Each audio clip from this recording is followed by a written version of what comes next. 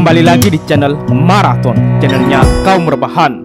Ya, hari ini waktunya untuk melanjutkan alur cerita Rise from the Rubble part 16. Tanpa nunggu lama and let's check it out.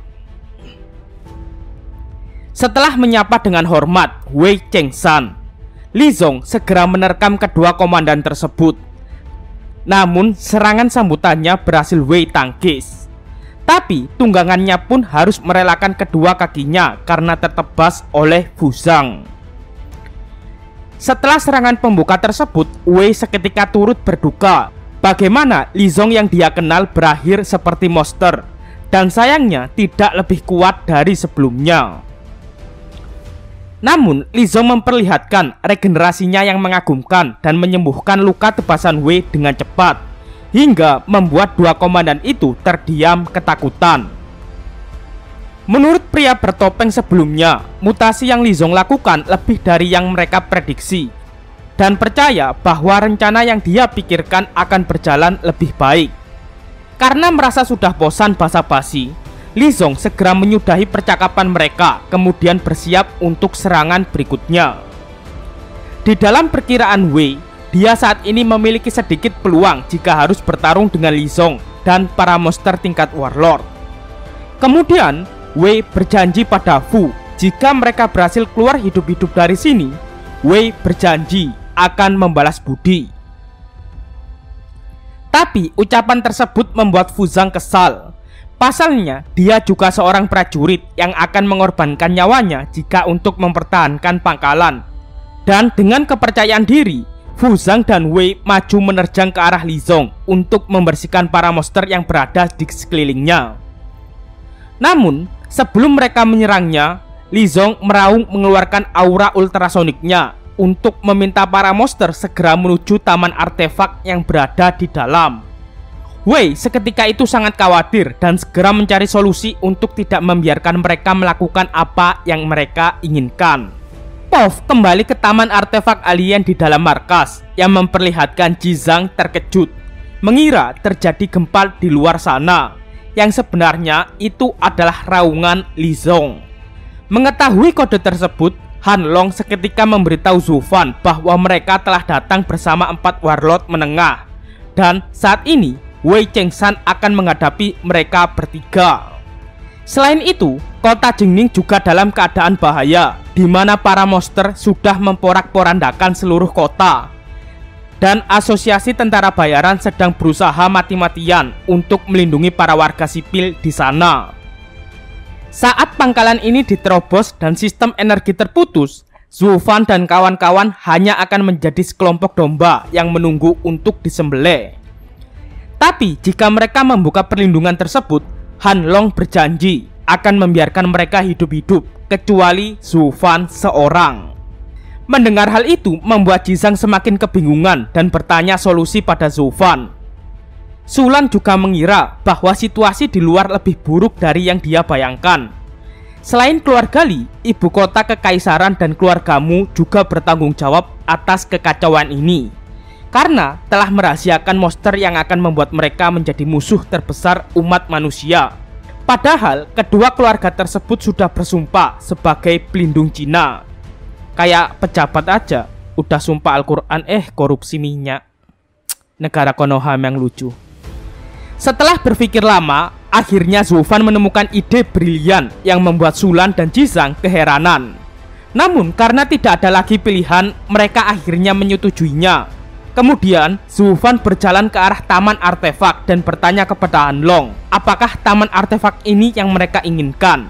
Kemudian Zhu Fan mengambil beberapa item artefak tersebut, lalu memakannya di hadapan Han Long, hingga membuat pria tua itu semakin marah padanya. Tapi MC kita hanya berkata sambil mengunyah item tersebut, kenapa kami harus memberikan barang berharga untuk orang jahat sepertimu? Jadi lebih baik gue makan saja, ucap Zhu Fan.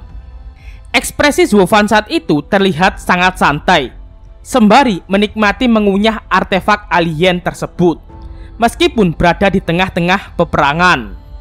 Karena tidak puas dengan efek yang diberikan artefak tersebut yang hanya menambahkan 5 poin kekuatan, Zuo Fan mengambil artefak yang lain dan memakannya sekali lagi, seperti sedang memakan permen. Jizan dan Han Long seketika berekspresi sama ketika kaget melihat Zuo Fan yang makan 3 buah alien artefak tersebut tanpa rasa bersalah. Karena kesal dengan kekonyolan Zuo Fan, Han Long berteriak memarahinya karena telah menyia-nyiakan item tersebut dengan tingkah kekanak-kanakannya. Tetapi Zuo Fan tetap terus memakannya di depan Han Long dan mengejeknya kembali. Karena kurang puas, Zuo Fan kemudian meminta teman-temannya ikut memakannya daripada berdiam diri dan membiarkan semua alien artefak jatuh ke dalam musuh. Mendengar hal itu, teman-temannya sontak bergembira dan segera mengambil satu persatu alien artefak dan memakannya. Lumayan kan gratis. Tak lupa, Zuo Fan memberikan alien artefak kepada Sulan yang tampak malu-malu karena dia bukan dari pangkalan militer kota Jingning. Menurut Zuo Fan, jika itu dapat meningkatkan peluang untuk bertahan hidup dan menjadi lebih kuat, dia saat ini tidak peduli siapa yang akan menghabiskan alien artefak di sini, selama tidak jatuh ke tangan musuh. Menanggapi ucapan Zuo Fan, Sulan tanpa ragu memakannya. Han Long yang melihat situasi tersebut semakin marah besar dan berjanji akan mencabik-cabik mereka setelah berhasil menembus penghalangnya. Namun tiba-tiba semua prajurit di sana yang memakan item tersebut mengalami mules yang luar biasa dan bergantian pergi ke toilet untuk bersembunyi. Anjir, masih ada komedinya, ya Allah. Namun setelah itu beberapa prajurit tampak naik level setelah detonasi tubuh.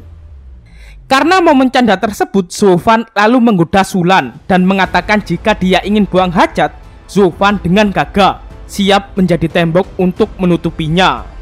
Dengan pipi merahnya, Sulan menjawab perkataan itu dengan judes dan berkata bahwa dia masih baik-baik saja dan menyuruh Zuo Fan untuk tidak berkhayal yang macam-macam. Menurut Sulan, para prajurit hanya mengkonversikan 50% efek alien artefak, sehingga mengalami sakit perut yang berlebih. Kemudian wanita itu mengode Zuo Fan dengan berkata jika dia mengkonsumsi satu item tersebut lagi, dia akan naik level. Kemudian Zuo Fan memberikan 2 lagi kepada Sulan dan memintanya untuk tidak malu-malu karena masih banyak item tersebut. Beberapa prajurit di sana tampak senang karena telah naik level. Namun ada juga prajurit yang gagal mendapatkan efek tersebut dan Zuo Fan memintanya untuk tidak berhenti mencoba. Bahkan MC kita tergolong orang-orang yang mendapatkan efek yang minimum. Kasihan sekali Zuo Fan. Kemudian Han Long menatap benci Zuo Fan hingga dia ingin mencabik-cabiknya.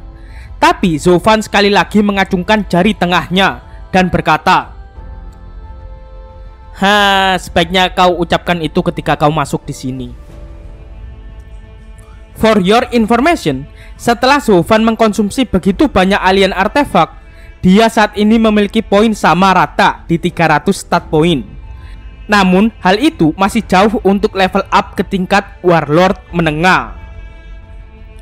Setelah sibuk dengan nasibnya sendiri, tiba-tiba Sulan berteriak gembira saat dia mengeluarkan gelombang kuat yang bertanda bahwa dia telah masuk ke ranah warlord pemula. Tapi kebahagiaan tersebut sontak berakhir ketika Zuo Fan dan kawan-kawan merasakan gelombang kuat yang menghampirinya. Dan itu adalah Li Zong. Aku akhirnya sampai di taman artefak alien. Dan Zuo Fan, hari ini aku akan memenggalmu, ucap Li Zong. Jizan dan Sulan sontak tak percaya apa yang mereka lihat. Sosok manusia dengan modifikasi monster dengan penampilan jijiknya, ditambah memiliki aura kekuatan yang bahkan menyaingi warlord tingkat menengah. Zuo Fan yang merasakan kekuatan tersebut juga ketakutan. Meskipun Sulan sudah masuk ke ranah warlord, kesempatan melarikan diri dari mereka sangatlah minim. Kemudian Han Long memerintahkan Li Zong untuk segera mendobrak penghalang tersebut Dan seketika ratusan monster segera menyerbu penghalang itu, hingga membuat sistem pertahanan mengaktifkan mode penghancuran otomatis. Namun ketika sistem itu aktif, pintu darurat segera terbuka, dan itu merupakan satu-satunya jalan untuk pergi dari sini. Segera mereka mencari pintu darurat tersebut dan berusaha payah untuk membukanya. Meskipun dengan sedikit kendala, tetapi saat Zuofan menghampirinya, perangkat sensor secara aneh mendeteksi dan terbuka secara otomatis. Karena tidak ada waktu untuk memikirkan keanehan tersebut, beberapa prajurit secara bergantian evakuasi di jalur tersebut. Dan ketika Li Zong telah menembus penghalang taman artefak, secara bersamaan tempat tersebut meledak. Pov kemudian berganti pada Zuofan dan kawan-kawan yang berhasil menyelamatkan diri dengan berseluncur jauh di dalam hutan yang dekat pangkalan militer. Jizan dan beberapa orang tampak mual dan muntah setelah bermain perosotan. Meskipun scene ini agak gak penting, tapi ya buat nambah-nambahin durasi. Namun ketika Zuofan bertanya lokasi saat ini kepada Jizang, mereka semua dikejutkan dengan suara gerombolan monster yang cukup banyak yang sedang mengarah ke kota Jingning. Diduga kejadian tersebut juga memicu outbreak monster skala besar. Kemudian alarm kota terdengar dan memberitahu bahwa kota Jingning telah diserang. Pangkalan militer Gunung Gosren dihimbau untuk bertahan sebisa mungkin karena tim bantuan tidak dapat diutus. Dan sebagai tambahan, pemerintah memberikan titik sinyal di mana perangkat monster telah diaktifkan. Dan itu semua menyebabkan kekacauan ini. Sulan bahkan tak menyangka bahwa mereka terlalu keji hingga menghancurkan kotanya sendiri. Zuofan kemudian bertanya-tanya apakah outbreak yang terjadi di kota kala itu akan terulang kembali di kota Jingning. Namun dengan tekadnya, dia tidak akan membiarkan tragedi itu begitu saja. Kemudian gelombang monster peringkat Warlord terdeteksi dan mengarah ke kota Jingning. Beberapa prajurit di sana seakan tak bisa berkata-kata dan berpikir bahwa itu adalah akhir dari kota mereka.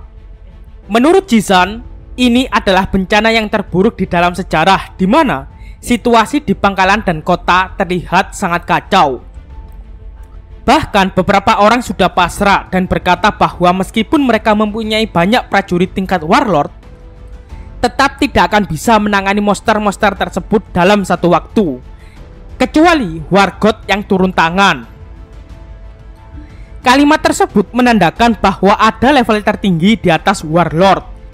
Dan admin tebak Zuo Hui yang merupakan ayah dari Zuofan adalah salah satunya. Meskipun masih prediksi sih. Dalam kekacauan tersebut, Zuofan mencoba berpikir keras dan mengira apa yang akan dilakukan ayahnya jika berada di situasi ini. Flashback sekilas di mana Zuo Hui merupakan sosok komandan tertinggi di kota Donghai, dan dia memiliki gelar lain, yakni Sang Pembunuh Monster. Selama beberapa outbreak, Zuo Hui mencapai hasil yang cemerlang berkat taktiknya yang superior. Dan kata-kata yang Zuofan ingat sampai saat ini adalah, "Nah, semua monster memiliki kecerdasan yang rendah dan dapat dipancing dengan mudah. Dan di masa depan, pikirkan tentang ini ketika kau menghadapi outbreak monster skala besar," ucap Zuo Hui. Tiba-tiba, Zuofan menyampaikan rencananya yang membuat Jizan dan Sulan berkata bahwa itu adalah tindakan yang ceroboh. Meskipun MC kita tahu betul bahwa rencananya sangat ceroboh, mereka tidak ada ide lain selain melakukannya. Karena ingin berusaha dan tetap berharap pada persentase yang kecil tersebut, mereka akhirnya menyetujuinya. Lalu Jizan menyampaikan komandonya dengan berkata bahwa ini satu-satunya harapan yang mereka miliki. Situasi hidup dan mati demi melindungi kota Jingning. Dengan saksi hujan dan gemuruh petir, sorak para prajurit menyetujui operasi tersebut.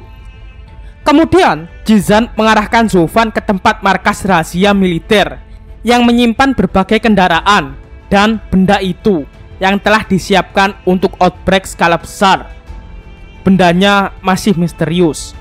Sebelum keberangkatan Jizan, dia sebenarnya tak menyangka bahwa benda itu akan dia gunakan untuk menjalankan rencana seperti ini.